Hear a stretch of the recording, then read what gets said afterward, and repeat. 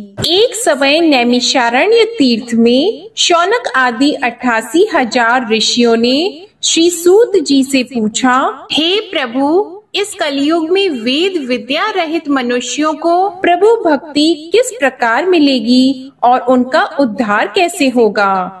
इसलिए हे मुनि श्रेष्ठ, कोई ऐसा तप कहिए जिससे थोड़े समय में पुण्य प्राप्त हो जाए तथा मनोवांछित फल मिले। वह कथा सुनने की हमारी बहुत इच्छा है। सर्वशास्त्र ज्ञाता श्री सूत जी बोले, हे वैष्णवों में पूज्य, आप सबने प्राणियों के हित की बात पूछी है।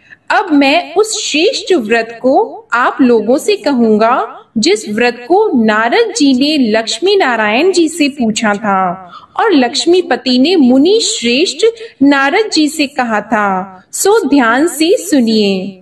एक समय योगी राज नारद जी दूसरों के हित की इच्छा से अनेक लोकों में घूमते हुए मृत्यु लोक में आ पहुँचे। यहाँ अनेक योनियों में जन्मे हुए प्राय सभी मनुष्यों को अपने कर्मों द्वारा अनेकों दुखों से पीड़ित देखकर सोचा, किस यत्न के करने से निश्चय ही प्राणियों के दुखों का नाश हो सकेगा। ऐसा मन में सोचकर विष्णु लोक को चले गए। वहां श्वेत वर्ण और 4 भुजाओं वाले देवों के ईश नारायण को देखकर, जिनके हाथों में शंख चक्र गदा और पद्मा थे, वे वरमाला पहने हुए थे, उनकी स्तुति करने लगे।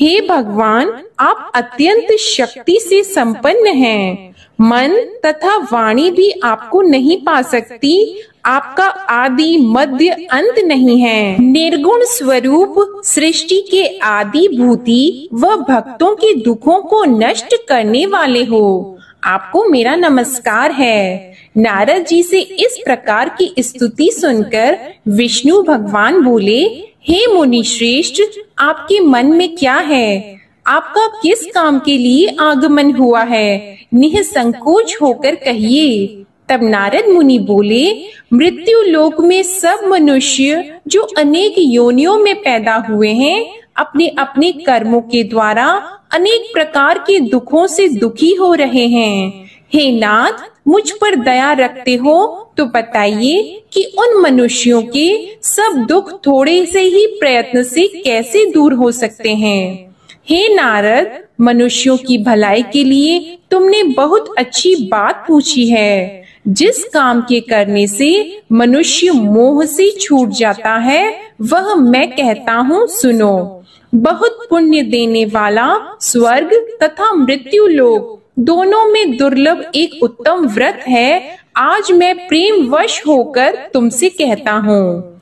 सत्यनारायण का यह व्रत अच्छी तरह विधि पूर्वक करने से मनुष्य आयु पर्यंत यहाँ सुख भोग कर मरने पर मोक्ष को प्राप्त होता है। श्री भगवान के वचन सुनकर नारद मुनि बोले कि उस व्रत का फल क्या है? क्या उस व्रत का विधान है और किसने यह व्रत किया है और किस दिन यह व्रत करना चाहिए? विस्तार से कहिए। भगवान श्री विष्णु बोले, दुख शोक आदि को दूर करने वाला, धन धान्य को बढ़ाने वाला, सौभाग्य तथा संतान को देने वाला यह व्रत सब स्थानों पर विजयी करने वाला है। भक्ति और श्रद्धा के साथ किसी भी दिन मनुष्य श्री सत्यनारायण की शाम के समय ब्राह्मणों और बंधुओं के साथ धर्म परायण होकर पूजा करे। भक्ति भाव से नैवेद्य, केले का फल, घी, दूध और गेहूं का चूर्ण सवाया ले। गेहूं के अभाव में साठी का चूर्ण, शक्कर और गुड़ ले और सब भक्षण योग्य पदार्थ जमा करा के भगवान के अर्पण कर दें तथा बंधुओं सहित ब्राह्मणों को भोजन कराएं।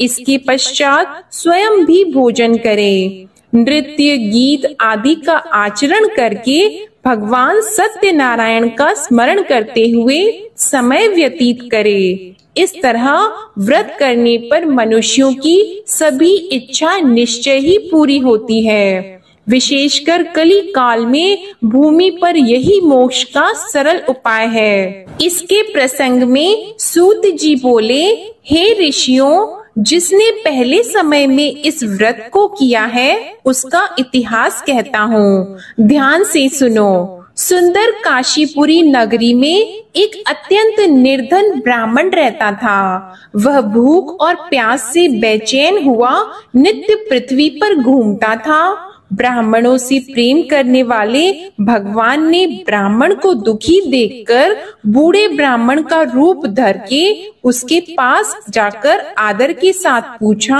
हे विप्र, नित्य दुखी हुआ पृथ्वी पर क्यों घूमते हो? हे श्रेष्ठ ब्राह्मण, यह सब मुझसे कहो, मैं सुनना चाहता हूँ। ब्राह्मण बोला, मैं निर्धन ब्राह्मण हूँ, भिक्षा के लिए पृथ्वी पर फिरता हूँ।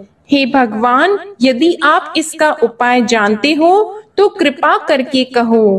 वृद्ध ब्राह्मण बोला कि सत्य नारायण भगवान मन वांछित फल देने वाले हैं, इसलिए हे ब्राह्मण, तू उनका पूजन कर, जिसके करने से मनुष्य सब दुखों से मुक्त होता है। ब्राह्मण को व्रत का सारा विधान बताकर बूढ़े ब्राह्मण का रूप धारण करने वाले सत्यनारायण भगवान अंतर्ध्यान हो गए। जिस व्रत को वृद्ध ब्राह्मण ने बताया है, मैं उसको करूँगा, यह निश्चय करने पर उसे रात में नींद भी नहीं आई। वह सवेरे उठकर सत्यनारायण के व्रत का निश्चय करके भिक्षा के लिए चला गया।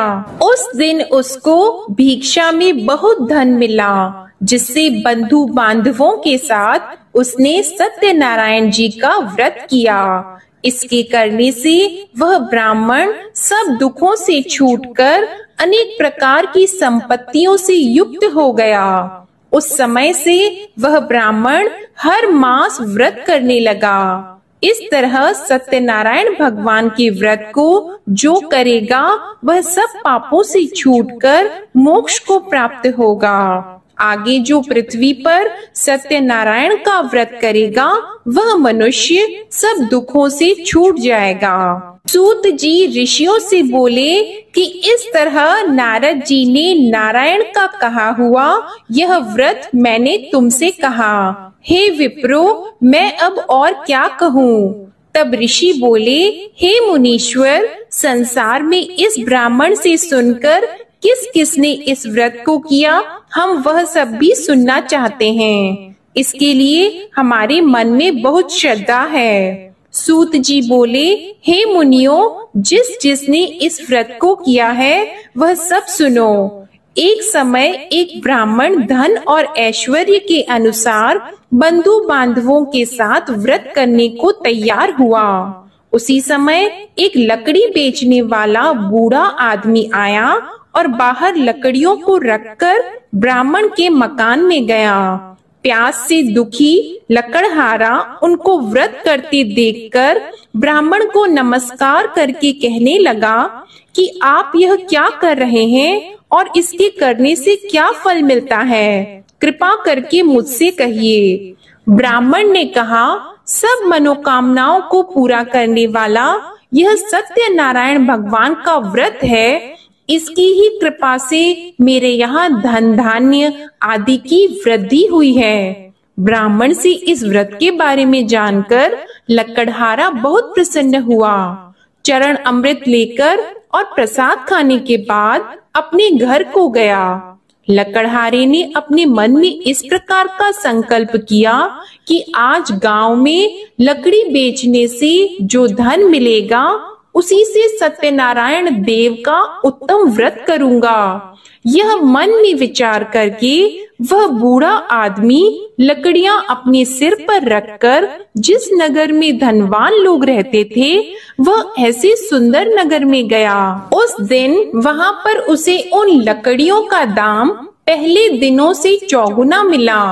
तब वह बूढ़ा लकड़हारा दाम लेकर और अति प्रसन्न होकर पक्के केले की फली, शक्कर, घी, दूध, दही और गेहूं का चूर्ण इत्यादि सत्यनारायण भगवान के व्रत की कुल सामग्रियों को लेकर अपने घर गया।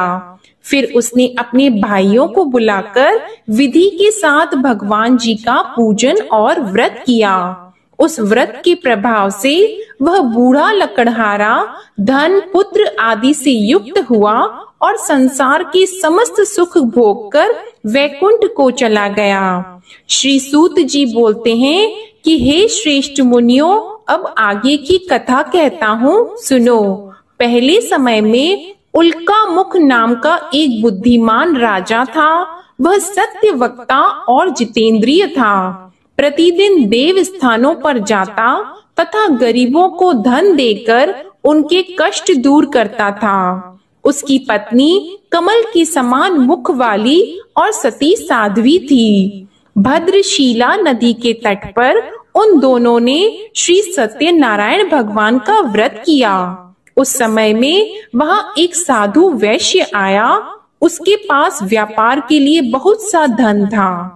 वह नाव को किनारे पर ठहराकर राजा के पास आ गया और राजा को व्रत करते हुए देखकर विनय के साथ पूछने लगा, हे राजन, भक्ति युक्त चित्त से यह आप क्या कर रहे हैं? मेरी सुनने की इच्छा है, सो आप यह मुझे बताइए। राजा बोला, हे साधु, अपने बांधवों के साथ पुत्र आदि की प्राप्ति के लिए महाशक्तिवान सत्यनारायण भगवान का व्रत व पूजन किया जा रहा है। राजा के वचन सुनकर साधु आदर से बोला, हे राजन, मुझसे इसका सब विधान कहो। मैं भी आपके कथन अनुसार इस व्रत को करूंगा। मेरे भी कोई संतान नहीं है और इससे निश्चय ही हो जाएगी। राजा से सब विधान सुनकर व्यापार से निवृत्त हो वह आनंद के साथ घर गया। साधु ने अपनी स्त्री से संतान देने वाले उस व्रत का समाचार सुनाया और कहा कि जब मेरे संतान होगी तब मैं इस व्रत को करूंगा। साधु ने ऐसे वचन अपनी स्त्री लीलावती से कहे। एक दिन उसकी स्त्री लीलावती पति के साथ आनंदित होकर सांसारिक धर्म में प्रवृत्त होकर सत्यनारायण भगवान की कृपा से गर्भवती हो गई तथा 10वें महीने में उसके एक सुंदर कन्या का जन्म हुआ। दिनों दिन वह इस तरह बढ़ने लगी जैसे शुक्ल पक्ष का चंद्रमा बढ़ता है। कन्या का नाम कलावती रखा गया। तब लीलावती ने मीठे शब्दों में अपने पति से कहा कि जो आपने संकल्प किया था भगवान का व्रत करूंगा, अब आप उसे करिए। साधु बोला, हे प्रिय, इसके विवाह पर करूंगा। इस प्रकार अपनी पत्नी को आश्वासन देकर वह नगर को गया। कलावती पितृगृह में वृद्धि को प्राप्त हो गई। साधु ने जब नगर में सखियों के साथ अपनी पुत्री को देखा तो तुरंत दूत को बुलाकर कहा कि पुत्री के वास्ते कोई सुयोग्य वर देखिए। साधु की आज्ञा पाकर दूत कंचन नगर पहुंचा और वहां पर बड़ी खोज और देखभाल कर लड़की के लिए सुयोग्य वाणिक पुत्र को ले आया। उस सुयोग्य लड़के को देखकर साधु ने अपने बंधु बांधवों सहित प्रसन्न चित्त अपनी पुत्री का विवाह उसके साथ कर दिया। किंतु दुर्भाग्य से विवाह के समय भी उस व्रत को करना भूल गया। तब श्री भगवान क्रोधित हो गए और श्राप दिया कि तुम्हें दारुण दुख प्राप्त होगा। अपने कार्य में कुशल साधु बनिया जमाता सहित समुद्र स्थित रत्नपुर नगर में गया और वहां दोनों ससुर जमाई चंद्रकेतु राजा के उस नगर में व्यापार करने लगे।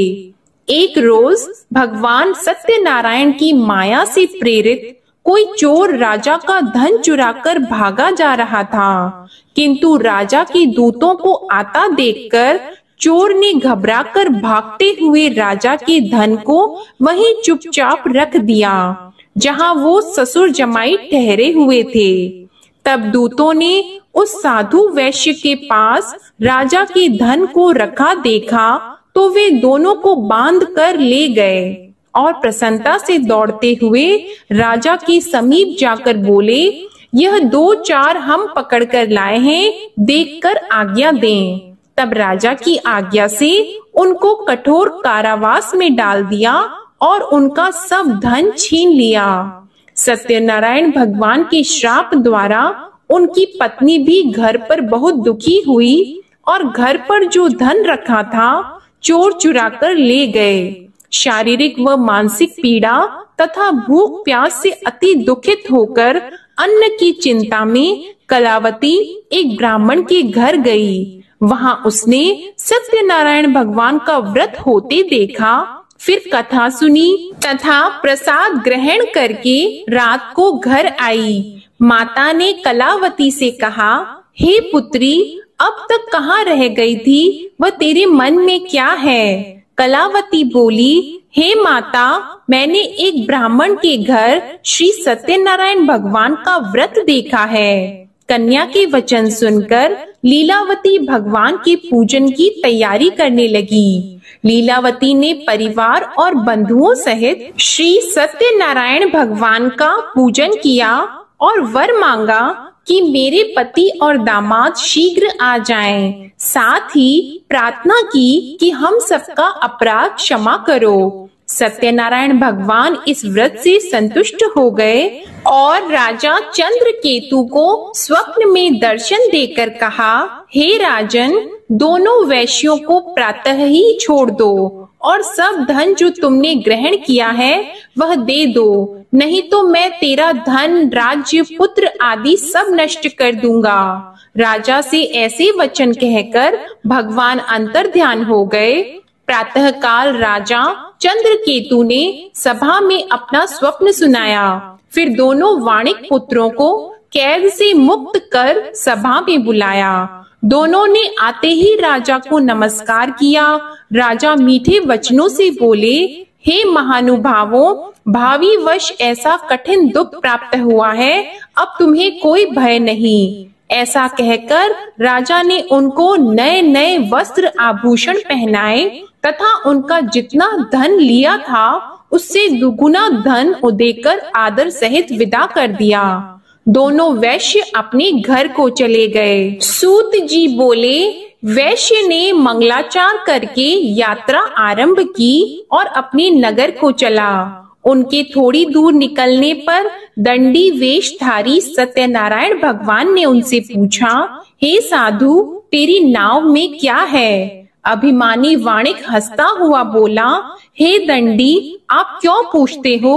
क्या धन लेने की इच्छा है? मेरी नाव में तो बेल और पत्ते भरे हैं। वैश्य का कठोर वचन सुनकर भगवान ने कहा, तुम्हारा वचन सत्य हो। दंडी ऐसा कहकर वहां से दूर चले गए और कुछ दूर जाकर समुद्र के किनारे बैठ गए। दंडी के जाने पर वैश्य ने नित्य क्रिया करने के बाद नाव को ऊंची उठी देखकर अचंभा किया और नाव में बेल पत्ते आदि देखकर मूर्छित होकर जमीन पर गिर पड़ा। फिर मूर्छा खुलने पर अत्यंत शोक प्रकट करने लगा। तब उसका दामाद बोला कि आप शोक न करें, यह दंडी का श्राप है, अतः उनकी शरण में चलना चाहिए, तभी हमारी मनोकामना पूरी होगी। दामाद के वचन सुनकर वह दंडी के पास पहुंचा और अत्यंत भक्ति भाव से नमस्कार करके बोला, मैंने जो आपसे असत्य वचन कहे थे उनको क्षमा करो। ऐसा कहकर महान शोकातुर होकर रोने लगा। तब दंडी भगवान बोले, हे वाणिक पुत्र, मेरी आज्ञा से बार बार तुम्हें दुख प्राप्त हुआ है, तू मेरी पूजा से विमुख हुआ। साधु बोला, हे भगवान, आपकी माया से मोहित ब्रह्मा आदि भी आपके रूप को नहीं जानते, तब मैं अज्ञानी कैसे जान सकता हूँ? आप प्रसन्न होइए, मैं सामर्थ्य के अनुसार आपकी पूजा करूँगा। मेरी रक्षा करो और पहले के समान नौका में धन भर दो। उसके भक्ति युक्त वचन सुनकर भगवान प्रसन्न होकर उसकी इच्छा अनुसार वर देकर अंतर ध्यान हो गए। तब उन्होंने नाव पर आकर देखा कि नाव धन से परिपूर्ण है, फिर भी वह भगवान सत्यनारायण का पूजन कर साथियों सहित अपने नगर को चला। अब अपने नगर के निकट पहुंचा तब दूत को घर भेजा। दूत ने साधु के घर जाकर उसकी स्त्री को नमस्कार करके कहा कि साधु अपने दामाद सहित इस नगर के समीप आ गए हैं। ऐसा वचन सुनकर साधु की स्त्री ने बड़े हर्ष के साथ सत्यदेव का पूजन कर पुत्री से कहा, मैं अपने पति के दर्शन को जाती हूँ, तू कार्य पूर्ण करके शीघ्र आ जा।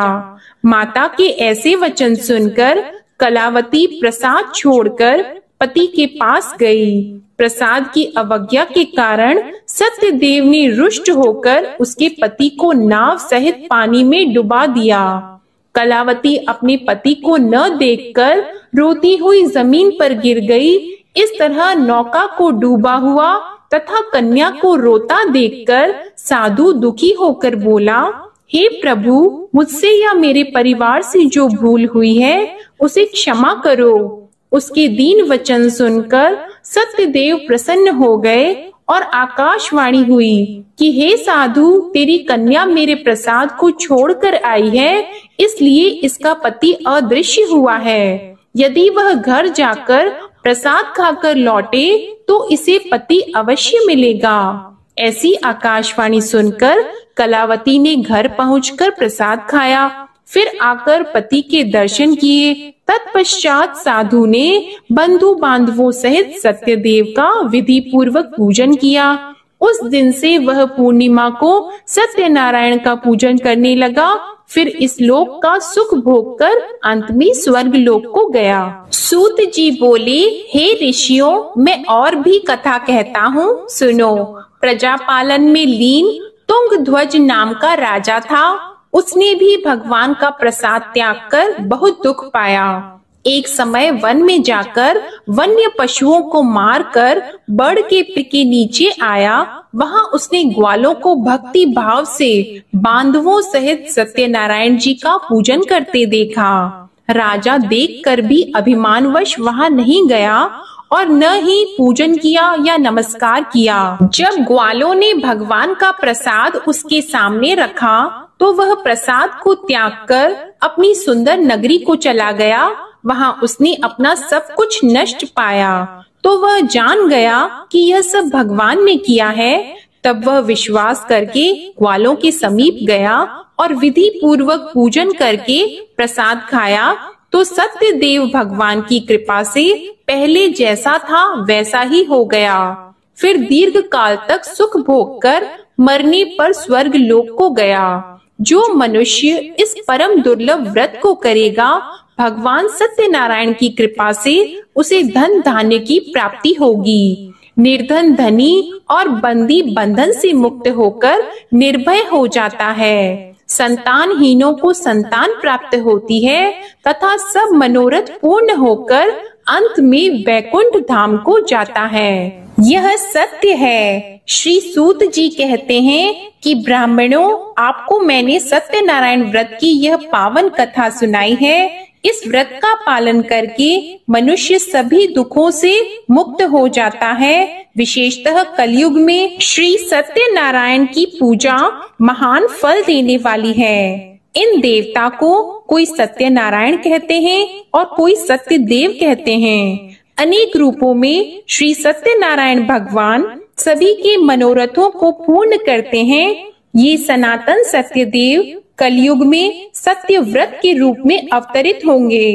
हे श्रेष्ठ मुनियों, जो मनुष्य नित्य इसका पठन व श्रवण करता है, श्री सत्यनारायण भगवान की कृपा से उसके सभी पाप नष्ट हो जाते हैं। प्रेम से बोलो श्री सत्यनारायण भगवान की जय। श्री सत्यनारायण संपूर्ण व्रत कथा समाप्त।